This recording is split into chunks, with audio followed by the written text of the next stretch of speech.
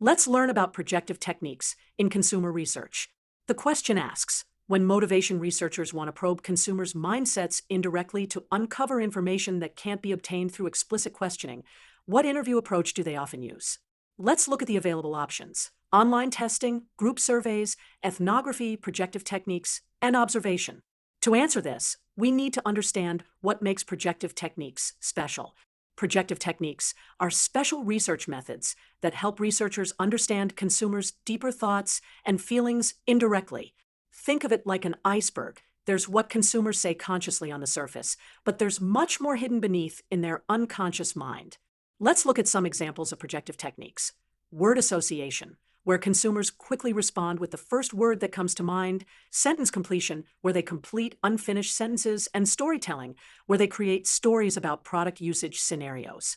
These techniques are effective because they help bypass consumers' conscious filters and social desirability bias. For instance, instead of asking directly, "Do you think this product is expensive?" researchers might ask consumers to complete the sentence, "People who buy this product are." Therefore, the correct answer is projective techniques, as these methods allow researchers to uncover deeper consumer insights that might not be accessible through direct questioning.